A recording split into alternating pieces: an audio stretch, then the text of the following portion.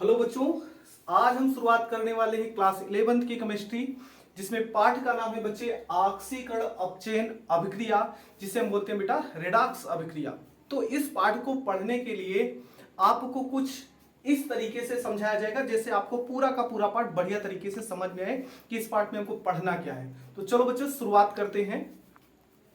अगर बच्चे हमको ऑक्सीकरण अपचयन अभिक्रिया अर्थात रेडॉक्स अभिक्रिया को समझना है बच्चों, तो इसके लिए दो अवधारणाएं बनाई गई हैं। पहली अवधारणा पुरानी अवधारणा है और दूसरी अवधारणा है बेटा आधुनिक अवधारणा। इन दो अवधारणाओं को हम कैसे समझेंगे बच्चे? तो शुरुआत करते हैं। पुरानी अवधारणा के आधार पर आपको सीधे बताया जाता है कि कैसे ऑक्सीकरण होगा और कैसे अपचयन होगा पुरानी अवधारणा के अंतर्गत। ठीक बच्चों, फिर उसके बाद आता है बच्चे आधुनिक अवधारणा, और इस आधुनिक अवधारणा को समझने के लिए हम पढ़ेंगे इलेक्ट्रॉनिक सिद्धांत और दूसरा पढ़ेंगे बच्चे ऑक्सीकरण संख्या सिद्धांत। हम इलेक्ट्रॉनिक सिद्धांत के आधार पर पढ़ते हैं बच्चे ऑक्सीकरण और अपचयन, ठीक इसी प्रकार से हम पढ़ेंगे ऑक्सीकरण संख्या सिद्धांत। ठीक बच्चों, लेकिन ऑक्सीकरण संख्या सिद्धांत को समझने के लिए हमको ऑक्सीकरण संख्या का ज्ञान होना अत्यंत आवश्यक है। मतलब ऑक्सीकरण अपचयन ऑक्सीकरण संख्या सिद्धांत को समझने के लिए आपको सबसे पहले ऑक्सीकरण संख्या पढ़ाएंगे, फिर उसके बाद जब आपको ऑक्सीकरण संख्या आ जाएगी तो हम पढ़ेंगे बच्चे ऑक्सीकरण और अपचयन। तो इस प्रकार से ये मेरा सिद्धांत खत्म होगा ऑक्सीकरण और अपचयन का। इससे आप बढ़िया तरीके से सीख पाएंगे। फिर उसके बाद हमको बच्चे आगे इस पाठ में क्या पढ़ना है, तो जो आएगा समीकरण का संतुलन। इस पाठ में हमको समीकरण का संतुलन भी सीखना बच्चे। तो समीकरण के संतुलन को सीखने के लिए एक आता है बच्चे आयन इलेक्ट्रॉन विधि, ठीक बच्चे, और दूसरी विधि है ऑक्सीकरण संख्या विधि। ठीक, ऑक्सीकरण आयन इलेक्ट्रॉन विधि द्वारा समीकरण को संतुलित करने के लिए दो माध्यम बनाते हैं बच्चे। एक आता है अम्लीय माध्यम और दूसरा आता है क्षारीय माध्यम। जब हम लोग इतना पढ़ लेंगे तो आपका पाठ लगभग समाप्त हो जाएगा।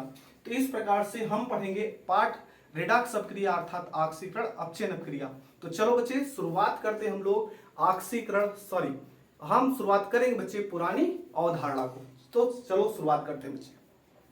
ठीक बच्चों, चलिए शुरुआत करते हैं हम पुरानी अवधारणा। पुरानी अवधारणा के अंतर्गत सीखेंगे ऑक्सीकरण किसे कहते हो, अपचयन किसे कहते हैं।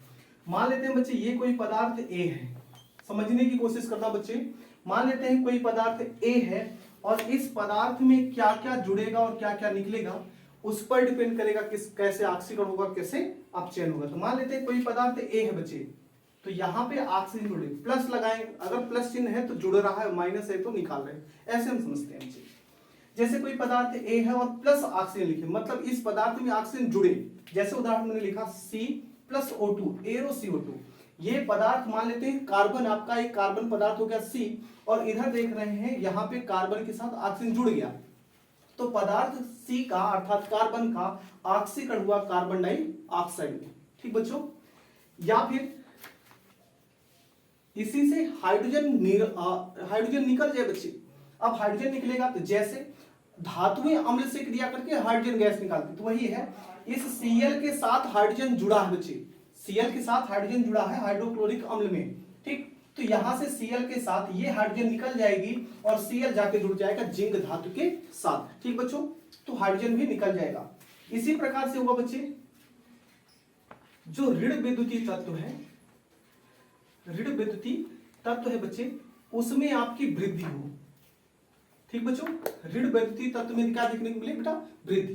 अब देखो यहाँ पे ऋण वैद्युतीय तत्व का मतलब होता क्या बच्चे, ऋण वैद्युतीय तत्व का मतलब होता अधातु और धन विद्युतीय तत्व का मतलब होता है धातु। ठीक बच्चों, ऋण वैद्युतीय तत्व कहे तो धातु के बारे में कह रहे हैं, और अगर धन विद्युतीय तत्व कह रहे हैं तो धातु के बारे में कह रहे हैं। तो बात समझते हैं बच्चे। जैसे हम कहें ऋण वैद्युतीय तत्व, तो यहाँ पे आप देख रहे हैं Cl की संख्या FeCl2 है, लेकिन इधर है बच्चे FeCl3, मतलब क्लोरीन की संख्या में वृद्धि हुई, अर्थात ऋण वैद्युतीय तत्व में वृद्धि हुई है। ठीक बच्चे, अगला देखा जाता है बच्चे ये जो धन विद्युतीय तत्व है इसमें कमी हो, तो धन विद्युतीय तत्व में कमी हो बच्चे।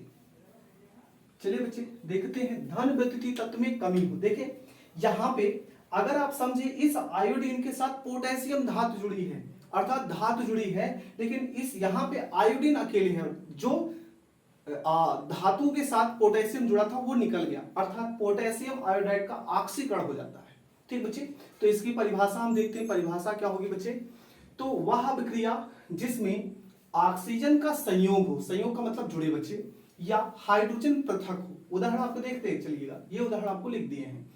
या हाइड्रोजन का पृथक्करण हो, अर्थात हाइड्रोजन निकल जाए, या ऋण वैद्युतीय तत्व में वृद्धि हो, अर्थात अधातुओं की संख्या में वृद्धि हो, या धन विद्युतीय तत्व में कमी हो, ऑक्सीकरण कहलाता है। फिर से समझिएगा बच्चे, वह अभिक्रिया जिसमें ऑक्सीजन का संयोग हो, हाइड्रोजन पृथक हो, या ऋण वैद्युतीय तत्व में वृद्धि या धन वैद्युतीय तत्व में कमी हो, उसे हम क्या बोल देंगे बच्चे, ऑक्सीकरण कहते हैं। ये उसके उदाहरण हो गए, इससे आप बढ़िया तरीके से समझ सकते हैं। चलिए बच्चे, हम शुरुआत करते हैं। अपचयन, अपचयन होता क्या है, जैसे हम ऑक्सीकरण पढ़ते हैं बच्चे, ठीक उसी प्रकार से अपचयन भी है, बस विपरीत करते हैं। जहां पे हाइड्रोजन, जिस पदार्थ में ऑक्सीजन जुड़ रहा था वहीं हाइड्रोजन ऑक्सीजन बच्चे निकल जाएगा, और हाइड्रोजन जो निकल रहा था वो जुड़ जाएगा, और जो धन वैद्युतीय तत्व में वृद्धि हो रही थी वहीं पर आपको क्या देखने को मिलेगी बच्चे, कमी, और जहां पे धन विद्युतीय तत्व में कमी हो रही थी वहीं पर आपको देखने को मिलेगी वृद्धि। फिर से समझना बच्चे, अपचयन क्या है, किसी पदार्थ में ऑक्सीजन का निकलना या हाइड्रोजन का जुड़ना, या ऋण वैद्युतीय तत्व में कमी और धन वैद्युतीय तत्व में वृद्धि। एक एक करके पहले उदाहरण समझते हैं बच्चे। जैसे जिंक के साथ ऑक्सीजन जुड़ा है बेटा, ठीक, तो यहाँ पे जिंक के साथ ऑक्सीजन है, लेकिन यहाँ पे जिंक अकेले है, मतलब जिंक ऑक्साइड से ऑक्सीजन निकल चुका है, और ऑक्सीजन का निकलना अपचयन कहलाता है।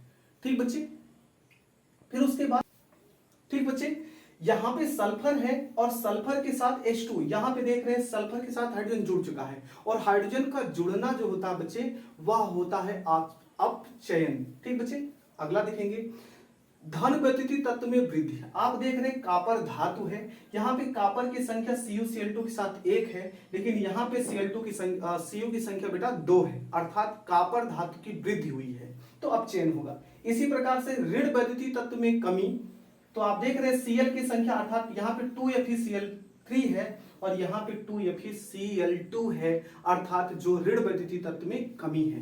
परिभाषा देख लेते हैं बच्चे, वह अभिक्रिया जिसमें ऑक्सीजन का पृथक अर्थात अलग होना, या हाइड्रोजन का संयोग, या ऋण वैद्युतीय तत्व में कमी या धन वैद्युतीय तत्व में कमी वृद्धि अपचयन कहलाता है। ठीक बच्चों, तो ये हो गई पुरानी अवधारणा ऑक्सीकरण और अपचयन की। नेक्स्ट वीडियो में हम देखेंगे इलेक्ट्रॉनिक सिद्धांत अर्थात आधुनिक अवधारणा। Thank you.